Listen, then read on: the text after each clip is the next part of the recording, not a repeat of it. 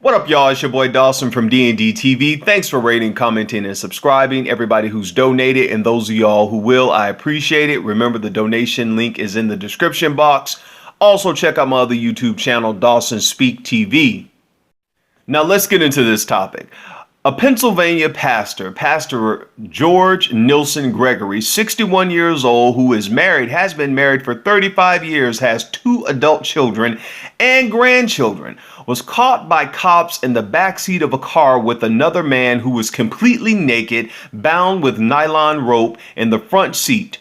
Pastor Gregory told police that he was counseling the man who was battling a drug problem and that the police had it all wrong, that nothing suspicious was going on, or there was no lewd or lascivious activities going on while the man was in the front seat completely naked and he was in the back seat. Now, before I show y'all the news clip, let me just say this. On a couple of videos I've done, y'all know my position on this. I don't believe in the ex-gay ministry. I believe you are what you are and you can suppress it. And I also told y'all I think that it's wrong for someone to get into a relationship because the church told you that you were delivered and you are free, and you know that you still want to suck dick every now and then, or you want to go eat somebody's vagina, and you lie to your husband and you lie to your wife. Now, y'all know I'm totally against that mess. You need to be who the hell you are, because all it's going to lead is to embarrassment. And I want y'all to pay close attention to this video clip and look at this man's wife, who is in the background listening to him as the news reporter is talking to him about the incident that took place with him and some man in a car. Look at this man's wife, and she has to bear the embarrassment of this. So does this man, 2 adult children and his grandchildren. I'll be back after this. And good evening, I'm Paul Martino. The pastor at the Waterfront Christian Community Church in West Homestead has been charged with engaging in lewd behavior with a man inside a car on a public road. Tonight, he's denying those charges. Amy Wattis spoke with him in an exclusive interview. Amy, what do you have? Well, good evening, Paul. Pastor George Gregory is accused of engaging in lewd behavior inside of his car late last night in New Homestead. Someone saw the alleged behavior, then called 911. When police arrived, they say they found 2 men in a car on Beachland Street. Inside, police spotted a man in the front seat completely naked and bound with nylon rope. Police say Gregory was in the back seat. When police asked Gregory what was going on, they say he told them, quote, "We were just playing."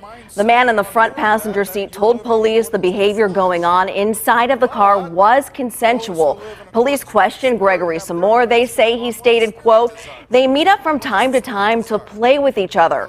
Police told Gregory he was on a public street in clear view of several homes, and police say Gregory replied by saying, quote, "I know."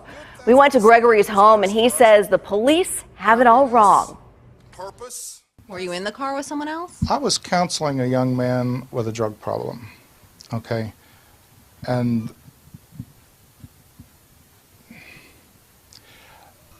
it did turn strange, but it wasn't my doing, okay?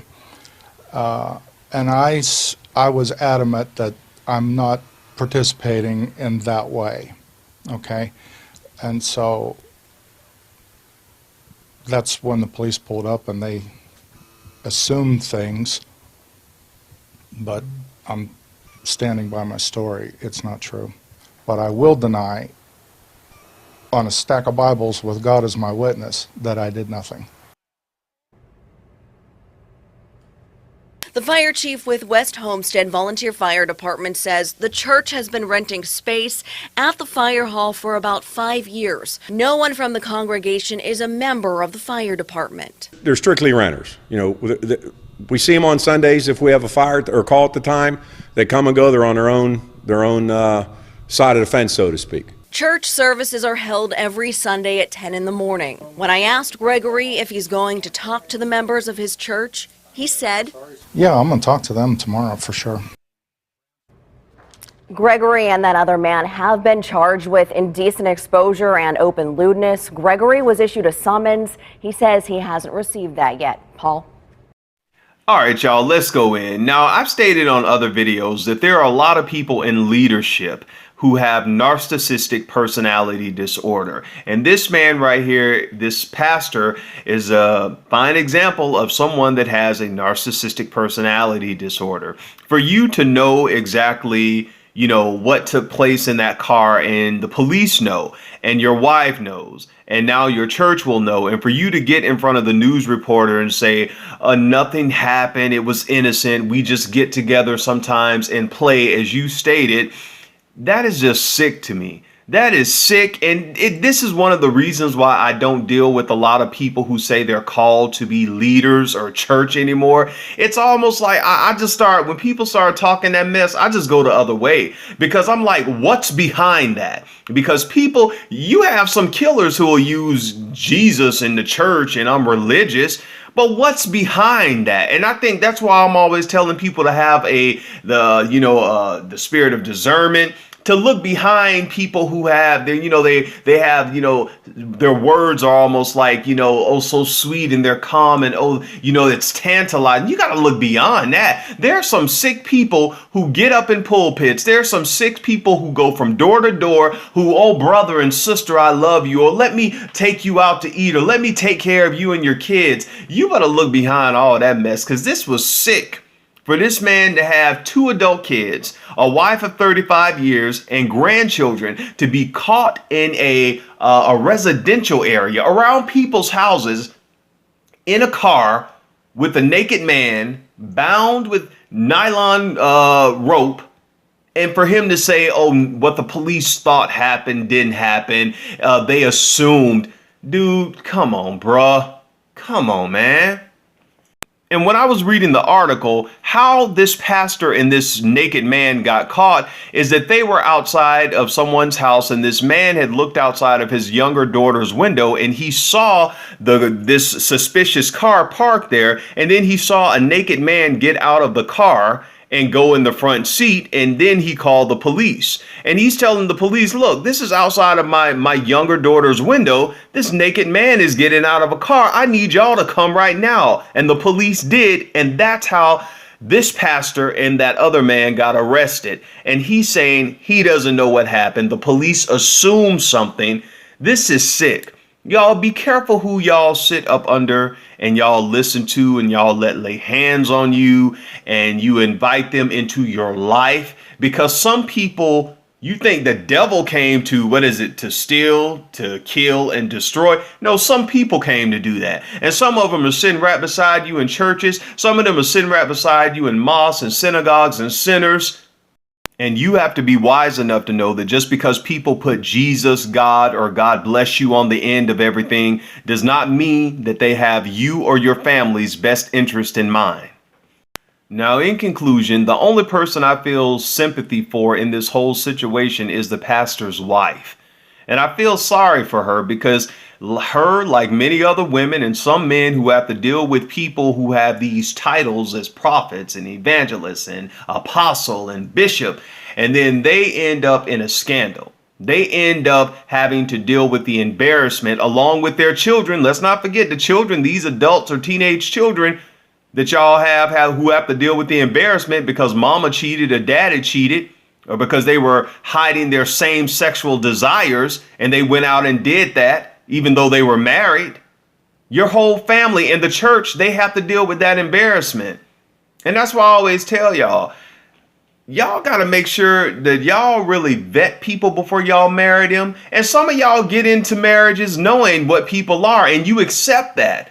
And I guess you just have to deal with whatever the consequence that come with it. Who knows, his wife may have known that he messed with men back in the day, or did whatever, or had an attraction towards men, because obviously you have an attraction towards men if you're sitting in a car with a naked man and you tell the police that you guys play every now and then, you get together and play. Come on, pastor. Men and women, be careful. Tell the truth in relationships. I'll say this till I die. Don't get into a relationship lying to people. It's not worth it. Don't get into a relationship to please mama, daddy, the church, first lady, all them people. You know what you are. Let God work on you if you need to get worked on or whatever, if you think you need to change or whatever, but it's not worth it to get into a relationship to make everybody happy and then you go out and you sleeping with the same sex on the side. That is stupid as hell. or even sleeping with the opposite sex on the side? Why did you get married? Why did you get married if you know that you're going to cheat? Now, I've said this before, and this is just me. If somebody brings you back a STD, now if they cheat, I think the relationship should be over. I'm not one for all this, trying to make it work, because if you cheat once, you're going to cheat again. But look here.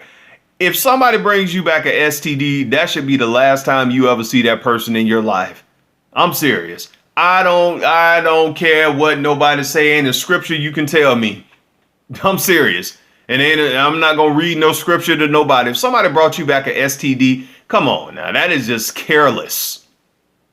First of all, it's bad enough that you were cheating. And the second thing is that you went out there and cheated without using protection. Like, for real. Now, I done told you all what I thought about this video and this situation. I want to hear your opinions. Please let me know what you think down in the comment section. As usual, don't hold back. Say what you want to say. Until next time, it's your boy Dawson. Take care of yourself and each other. But most of all, please protect and take care of yourself. Peace.